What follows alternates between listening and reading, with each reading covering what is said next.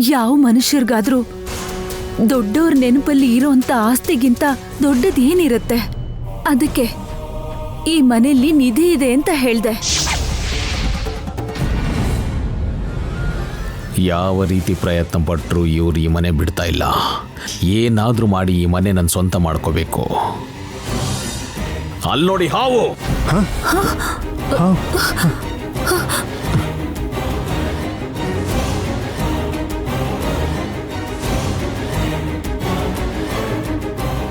ಮನೆ ಒಳಗೆ ಯಾವ ಹಾವು ಬರ್ಲಿಲ್ಲ ಬುದ್ಧಿ. ಬಂದಿಲ್ಲ ಅಂತ ನನಗೂ ಗೊತ್ತು. ನಿಮ್ಮನ್ನ ಈ ಮನೆಯಿಂದ ಓಡಿಸ್ಬೇಕು ಅನ್ನೋದಕ್ಕೆ ನಾನು ಆಡ್ತಿರೋ ನಾಟಕ ಇದು.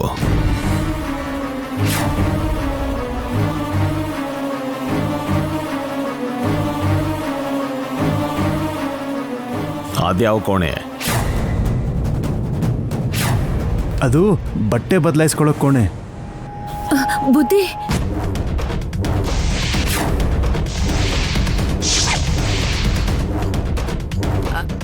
ಅಲ್ಲೇನೂ ಇಲ್ಲ.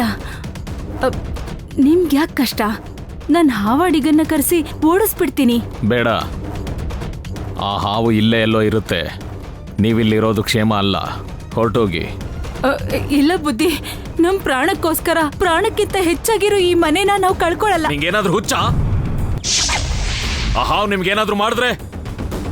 ಏನು ಮಾಡಲ್ಲ ಬುದ್ಧಿ. ಯಾಕೆ? ಆ ಹಾವು ನಿಮ್ ಬಂಧುನಾ? ಅಲ್ಲ, ಆದ್ರೆ ನಾವು ನಿಮ್ಮವರೇ ಅಲ್ವಾ?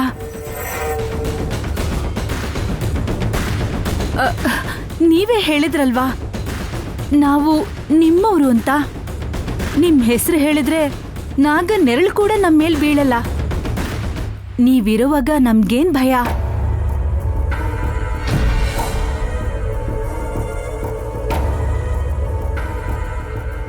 ನಾನು ಹೇಳಿದ ಮಾತನ್ನೇ ನನಗೆ ತಿರುಗಿ ಹೇಳ್ತಿದ್ದಾಳೆ.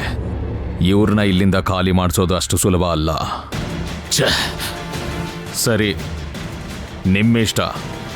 ಹಾವನ್ನ ಪಕ್ಕದಲ್ಲೇ ಇಟ್ಕೊಂಡು ಬದುಕೋಕೆ ಹೊರಟಿದ್ದೀರಾ.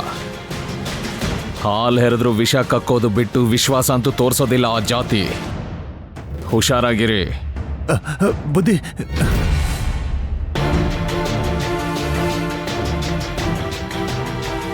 ಅಮ್ಮಮ್ಮ,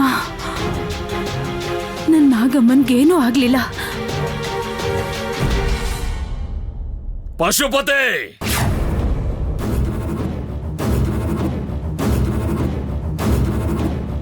ಬುಟ್ಟಿಲಿರೋ ಹಾವುಗಳೇ ಅಲ್ವಾ ಬುದ್ಧಿ ಉಪಯೋಗಿಸಿದ್ರೆ ಸಾಕು ಅನ್ಕೊಂಡಿದ್ದೆ.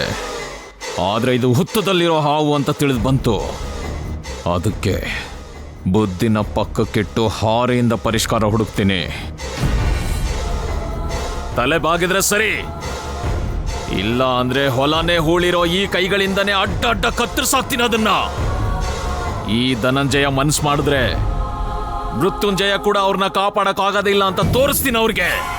ಓಹೋ, ಹಾಗಾದ್ರೆ ನಿಧಿ ಹುಡ್ಕೋದಕ್ಕೆ ಏರ್ಪಾಟ್ ಮಾಡ್ತಿದ್ದಾರೆ ಅಂತ ಆಯ್ತು. ಮಾಡಿ ಮಾಡಿ ಅದನ್ನ ಹಾಳು ಮಾಡೋದಕ್ಕೆ ನಾನಿದ್ದೀನಲ್ಲ, ಆ ನಿಧಿನ ನಾನು ಎತ್ಕೊಂಡು ಹೋಗ್ತೀನಿ. ಶಭಾಷ್ ವರ್ಮಾ, ನಿನ್ನ ಹಠ ನೋಡ್ತಿದ್ರೆ ನಿಧಿ ಹುಡ್ಕೋ ನಮ್ಮ ಕೆಲಸ ಮುಗಿಯೋಕ್ ಬಂತು ಅನ್ಸ್ತಿದೆ. ಆದ್ರೆ ಹೊಲದಲ್ಲಿ ಪರಮೇಶಿ ಇರ್ತಾನಲ್ವಾ, ಅವನಿರುವಾಗ ನಿಧಿನ ತಗೊಳ್ಳೋದು ತುಂಬಾ ಕಷ್ಟ. ಈ ದಿನ ಕಳೆದ್ರೆ ನಿಧಿನ ತಗೊಳ್ಳೋದು ನನಗೆ ಕಷ್ಟ. ಇಂಥ ಮುಹೂರ್ತ 25 ವರ್ಷಕ್ಕೆ ಒಂದ್ಸಲ ಬರುತ್ತೆ. ಅಂತ ಸಮಯದಲ್ಲಿ ನಾಗಶಕ್ತಿ ಮಂದವಾಗಿರುತ್ತೆ. ಆಗ ನಮ್ಮ ಮಂತ್ರಶಕ್ತಿ ಅದನ್ನ ಸುಲಭವಾಗಿ ಬಂದಿಸುತ್ತೆ. ಆದ್ರೆ ಆ ಮುಹೂರ್ತ ದಾಟ್ತು ಅನ್ಕೋ, ನಾಗಶಕ್ತಿ ಯೋಗಶಕ್ತಿಗೂ ಸಮಾನವಾಗಿ ಮಿನುಗುತ್ತೆ. ಹತ್ರ ಹೋದ್ರೆ ನಮ್ಮನ್ನ ನಾಶ ಮಾಡುತ್ತೆ. ಇಲ್ಲ, ಇಟ್ಟಿರೋ ಮುಹೂರ್ತಕ್ಕೆ ನೀನ್ ಪೂಜೆ ಮಾಡೇ ಮಾಡ್ತೀಯ. ನಿನ್ನ ಹತ್ರ ನಾನ್ ಮಾಡಿಸ್ತೀನಿ. ಮತ್ತೆ ಆ ಪರಮೇಶಿ, ಆ ಪರಮೇಶ್ವರನ ಹತ್ರನೇ ಕಳ್ಸೋಣ. ಅಂದ್ರೆ ಏನೋ ಒಂದೇಳಿ ಪರಮೇಶಿನ ಊರ್ ಹೊರಗಡೆ ಕರ್ಸೋಣ. ಮಾತ್ ಕೇಳಲಿಲ್ಲ ಅಂದ್ರೆ ಅಲ್ಲೇ ಊರ್ ಹೊರಗಡೆನೆ ಅವನ್ನ ಹೂತಾಕ್ಬಿಡೋಣ.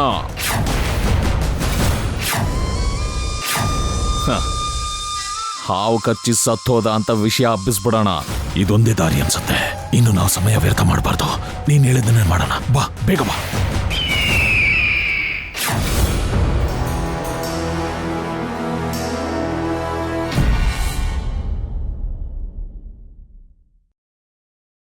ಇರು.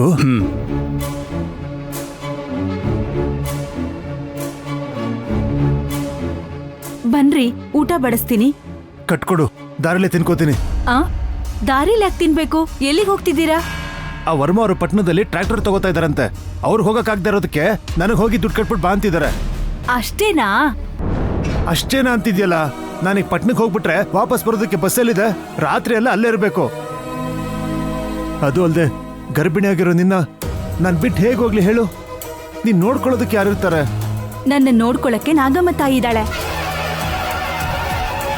ನನ್ ಬಗ್ಗೆ ನೀವೇನು ಯೋಚನೆ ಮಾಡಬೇಡಿ. ಆರಾಮಾಗಿ ಹೋಗ್ ಬನ್ನಿ. ನನ್ನ ಮನ್ಸು ಒಪ್ತಿಲ್ಲ. ನಿನ್ ಬಿಟ್ಟು ನನ್ಗೆ ಹೋಗಕ್ ಇಷ್ಟ ಇಲ್ಲ. ಆ ವರ್ಮ ಅವ್ರಿಗೆ ಏನೋ ಒಂದು ಹೇಳ್ಕೊತೀನಿ ಬಿಡು. ಪರಮೇಶಿ, ಬಸ್ಸಿಗೆ ತಡ ಆಗ್ತಿದೆ, ಬೇಗ ಬಾ. ಇದು ಹೋದ್ರೆ ಮತ್ತೆ ಬಸ್ ಇಲ್ಲ. ಹಾ, ಬರ್ತಾ ಇದ್ದೀನಿ. ನನ್ ಮಾತ್ ಕೇಳಿ ಹೊರಡಿ ನೀವು. ಇಲ್ಲ ಅಂದ್ರೆ ವರ್ಮ ಅವರು ತಪ್ಪು ತಿಳ್ಕೊತಾರೆ. ಅದು ಅಲ್ದೆ ಇಷ್ಟು ಜನ ಕೆಲ್ಸದವ್ರಿದ್ರು ನಿಮಗೆ ಈ ಕೆಲ್ಸ ವಹಿಸಿದಾರಂದ್ರೆ ನಿಮ್ ಮೇಲ್ ಎಷ್ಟು ನಂಬಿಕೆ ಅವ್ರಿಗೆ ನೋಡಿ. ನಿಜ ಮಾದೇವಿ, ಇಂಥ ಸಮಯದಲ್ಲಿ ನಿನ್ ಜೊತೆ ಇರೋದನ್ನ ಬಿಟ್ಟು ನಿನ್ನ ಒಂಟಿಯಾಗಿ ಬಿಟ್ಟೋಗೋದಕ್ಕೆ ನನ್ನ ಮನ್ಸು ಕೇಳ್ತಿಲ್ಲ. ಬೇಗ ಬಾ ಪರಮೇಶಿ. ಹಾ, ಬರ್ತಾ ಇದ್ದೀನಿ. ರೀ, ನನ್ ಬಗ್ಗೆ ಭಯ ಪಡ್ಬೇಡಿ ನೀವು. ನನ್ಗೆ ಯಾವ ಆಪತ್ತು ಬರ್ದೆ ಕಾಪಾಡಕ್ಕೆ ನನ್ ನಾಗಮ್ಮ ತಾಯಿ ಇದ್ದಾಳೆ. ನೀವ್ ಧೈರ್ಯವಾಗಿ ಹೋಗ್ ಬನ್ನಿ. ಹೋಗಿ ಹೊರಡಿ.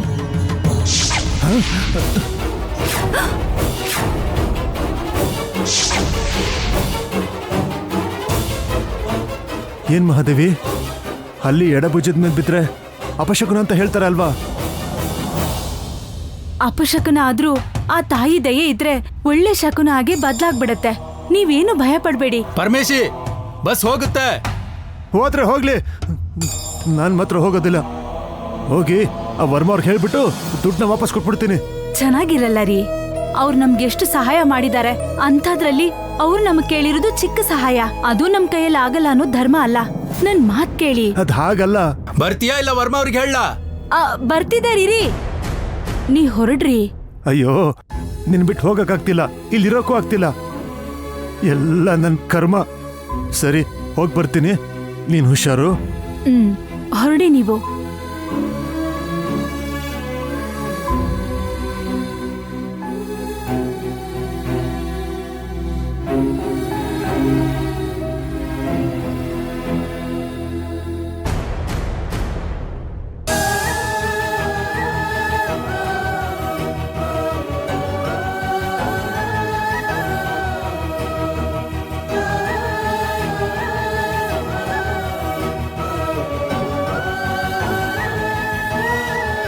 ಬಾ, ಬಸ್ಸಿಗೆ ತಡ ಆಗುತ್ತೆ.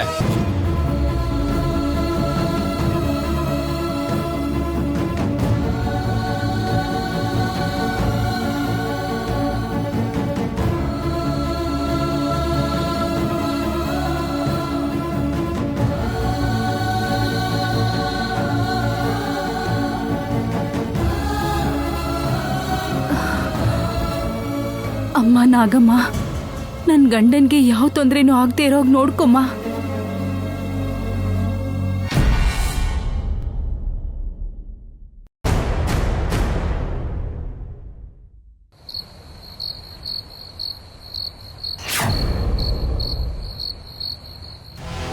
ಶಬ್ಬಾಷ್, ಅಂತೂ ನಾವ್ ಅನ್ಕೊಂಡಿದ್ದೆ ನಡೀತು. ಏನಾಯ್ತು ವರ್ಮ? ಹೆಂಡ್ತಿನ ಒಂಟಿಯಾಗಿ ಬಿಟ್ಟು ಪರಮೇಶಿ ಪಟ್ನಕ್ಕೆ ಹೋಗಿದ್ದಾನೆ. ಹಾಗಾದ್ರೆ ಅವನ್ನ ಜೀವಂತವಾಗಿ ವಾಪಸ್ ಬರಲ್ಲ. ಆ ದೇವ್ರು ನನ್ನ ಹಣೆ ಬರದಲ್ಲಿ ನಿಧಿ ಬರ್ದಿದ್ದಾನೆ ಅನ್ಸುತ್ತೆ. ಅದಕ್ಕೆ ಅವನ ಹಣೆ ಬರ ಅವನ್ನ ಊರ್ ದಾಡ್ಸಿದೆ. ಬೆಲೆ ಕಟ್ಟಕ್ಕಾಗ್ತಿರೋ ನಿಧಿ ಕಂಡು ಹಿಡಿಯೋ ನಿಲ್ದೆ ಸುಮ್ಮನೆ ಕೂತಿದೆ. ಅದಕ್ಕೆ ಸಮಯ ಮೀರೋಗಕ್ಕೂ ಮುಂಚೆ ಬೇಟೆ ಪ್ರಾರಂಭ ಮಾಡೋಣ ಪಶುಪತಿ. ನೀನ್ ಹೇಳಿದ್ದನ್ನ ಕೇಳಿ ಹುಚ್ಚು ಹಾವು ಊರ್ ದಾಟಿದೆ. ಆದ್ರೆ ಅದರ ಹೆಣ್ಣು ಹಾವು ಇನ್ನು ಮನೆಯಲ್ಲೇ ಇದೆ. ಯಾರದು? ಓ, ಅವನ್ ಹೆಂಡ್ತಿನಾ? ಸರಿ, ಇರ್ಲಿ ಬಿಡು. ನಿಧಿಗೆ ಹೇಗೂ ಬಲಿ ಕೊಡ್ಬೇಕು ಅಂದ್ಯಲ್ಲ.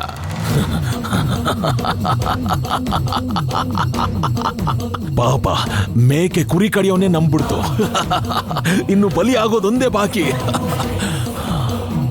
ಆ ನಿಧಿ ತೆಗೆಯೋದಕ್ಕೆ ನಾನು ಸಿದ್ಧ. ಅದಕ್ಕೋಸ್ಕರ ಎಷ್ಟು ಪ್ರಾಣಗಳು ತೆಗೆಯೋದಕ್ಕೂ ನಾನ್ ಸಿದ್ಧ. ಜೈ ಕಾಲಭೈರವ, ಜೈ ಸ್ವರ್ಣ ಭೈರವ. ನಡಿ ಪಶುಪತಿ. ಅಣ್ಣ, ನಿಮ್ ಜೊತೆ ನಾನು ಬರ್ತೀನಿ. ತಂಗಿನ ಕರ್ಕೊಂಡೋಗೋದಕ್ಕೆ ನಾನು ಹೋಗ್ತಿರೋದು ಮದ್ವೆಗಲ್ಲಮ್ಮ. ಗೊತ್ತಣ್ಣ.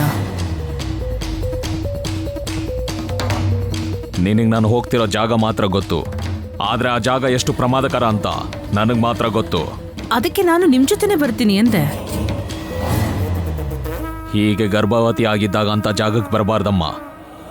ಬಂದ್ರೆ ನಿನ್ ಮಗುಗೆ ತೊಂದ್ರೆ. ಇನ್ನು ನನ್ನ ಹೊಟ್ಟೆಯಲ್ಲಿ ಹುಟ್ಟದೇ ಇರೋ ಮಗು ಪ್ರಾಣದ ಮುಂದೆ ನನ್ನ ಪ್ರಾಣಕ್ಕಿಂತ ಹೆಚ್ಚಾಗಿ ಪ್ರೀತಿಸೋ ನನ್ನ ಅಣ್ಣನ ಪ್ರಾಣ ಮುಖ್ಯ ಅಣ್ಣ.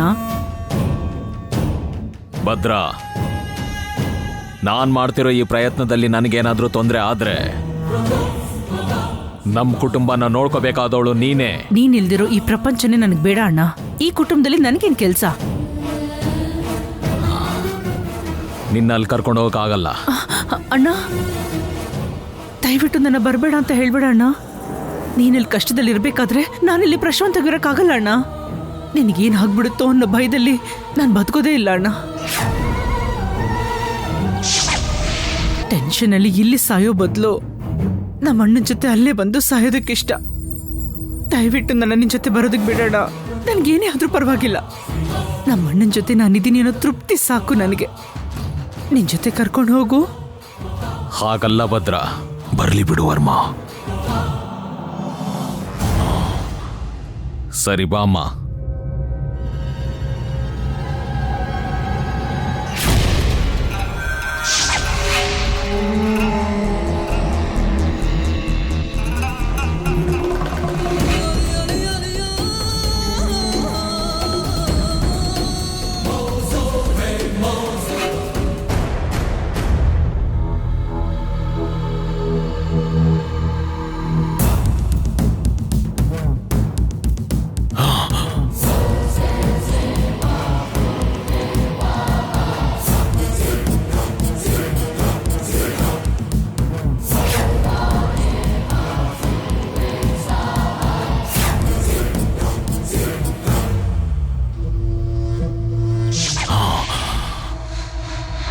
ನಿಧಿಗೆ ರಕ್ಷಣೆ ಆಗಿರೋ ನಾಗಶಕ್ತಿ ನಿದ್ದೆಯಲ್ಲಿದೆ. ಅದಕ್ಕೆ ಗೊತ್ತಾಗೋಷ್ಟರಲ್ಲಿ ಕೆಲಸ ಮುಗಿಸ್ಬಿಡ್ಬೇಕು. ಎಲ್ಲದಕ್ಕೂ ಸಿದ್ಧವಾಗಿದ್ದೀರಿ ತಾನೆ? ಯಾವ ತ್ಯಾಗಕ್ಕಾದ್ರೂ ಯಾವ ಹೋರಾಟಕ್ಕಾದ್ರೂ ಸಿದ್ಧ. ಇವತ್ತ ಆ ನಿಧಿನ ನಾವು ತಗೊಂಡೋಗ್ತೀವ, ಆ ನಿಧಿ ನಮ್ನ ತಗೊಂಡೋಗುತ್ತೋ ನೋಡೇ ಬಿಡೋಣ. ತಲಾಂತರದಿಂದ ಮುಂದುವರಿತಿರೋ ಈ ನಾಗನಿಧಿ ಚರಿತ್ರೆ ಇವತ್ತಿಗೆ ಮುಗ್ದೋಗ್ಬಿಡ್ಬೇಕು. ಯಾರು ವಶಪಡಿಸ್ಕೋತಾರೋ, ಯಾರು ಬಿಟ್ಟು ಹೋಗ್ತಾರೋ ಇನ್ನ ಸ್ವಲ್ಪ ಹೊತ್ತಿಗೆ ಗೊತ್ತಾಗುತ್ತೆ. ಏಯ್, ಪೂಜೆಗೆ ಸಿದ್ಧ ಮಾಡಿ.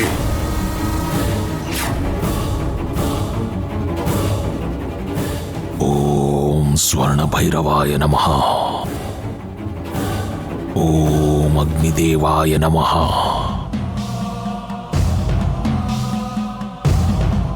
ಓಂ ಐಂ ಕ್ಲೀಂ ಸ್ವರ್ಣ ಕಿಂಕರಣ ಭ್ರಯಾಯ ಭ್ರಮಃ ದಾರಿದ್ರ ವಿಶ್ವೇಶ್ವನಾಯ ಶ್ರೀ ಮಹಾನಿಗ್ರಾಣಂ ಕೂರು ಕೂರು ಸ್ವಾಹ. ಸರ್ವಾಂಜನ ನಾಗನಿಧಿಗೆ ದಾರಿ ತೋರಿಸು.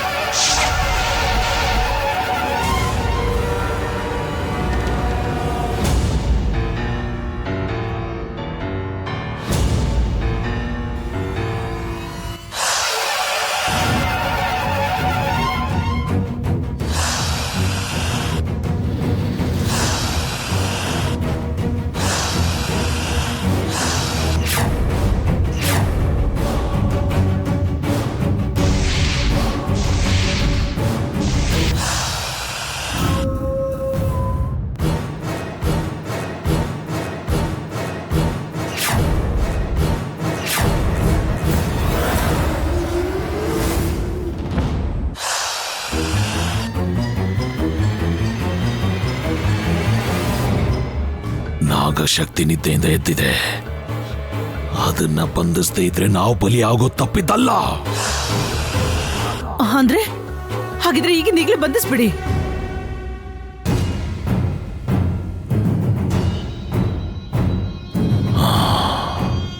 ಓಂ ಕಾಲಭೈರವಾಯ ನಮಃ. ನಾಗಶಕ್ತಿ ದಿಗ್ಬಂಧನಾಯ. ಬಂದಯ ಬಂದಯ. ಮಾರಯ ಮಾರಯ. ಶಾಂಪಾಟ್.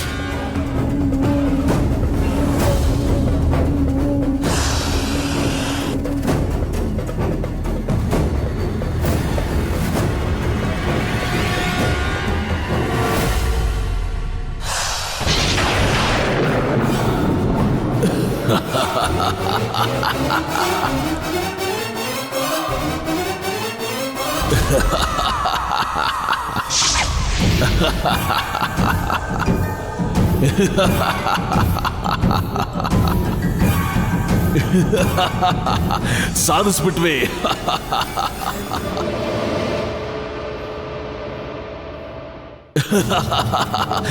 ಆ ನಾಗಶಕ್ತಿನ ಬಂಧಿಸ್ಬಿಟ್ಟೆ.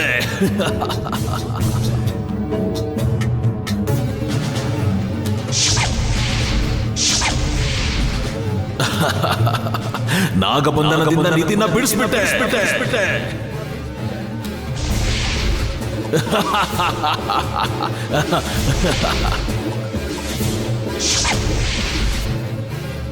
ಹೌದು, ನನ್ನ ಮಂತ್ರಶಕ್ತಿಗಳನ್ನೆಲ್ಲ ಪ್ರಯೋಗಿಸಿ ಆ ನಾಗಶಕ್ತಿನ ಬಂಧಿಸ್ಬಿಟ್ಟಿದ್ದೀನಿ. ಹಾಗಿದ್ರೆ ನಿಧಿ ನಮ್ ಕೈ ಸೇರುತ್ತೆ ಅಂತನಾ? ನಾನು ಹಾಕಿದ್ದು ಬರೀ ದಿಗ್ಬಂಧನ. ಕೇವಲ ಅರ್ಧ ಗಂಟೆ ಮಾತ್ರ ಇರುತ್ತೆ. ಅಷ್ಟರೊಳಗೆ ನಾವು ನಿಧಿನ ತಗೊಂಡ್ಬಿಡ್ಬೇಕು. ಅಪ್ಪಿ ತಪ್ಪಿ ರಂಗೋಲಿ ಏನಾದ್ರೂ ಹಾಳಾದ್ರೆ, ದಿಗ್ಬಂಧನ ನಿಂತೋದ್ರೆ ನಾಗಮ್ಮ ಹೊರಗೆ ಬರ್ತಾಳೆ. ಅದು ನಡೆದ್ರೆ ನಮ್ ಬೂದಿ ಮಾತ್ರ ಉಳಿಯುತ್ತೆ. ಹಾಗಾದ್ರೆ ಯಾಕೆ ತಡ? ನಿಧಿ ಎಲ್ಲಿದೆ ಹೇಳು, ಹೋಗಿ ತಗೊಂಡ್ ಬರೋಣ.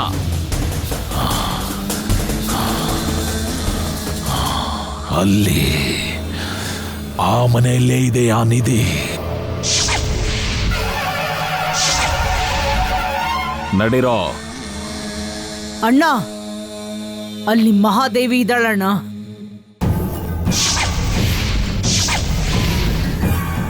ಅವಳನ್ನ ಹೊರಗಡೆ ಕರ್ಕೊಂಡ್ ಬಾ ಅಣ್ಣ.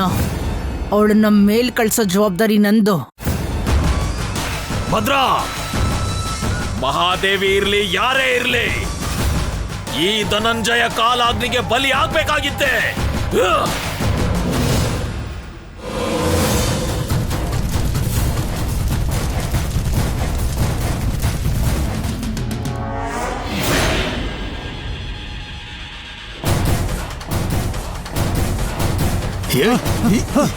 ಯಾರದು? ಬಿಡಿದನ ಬಿಡಿ ಅಂದೆ.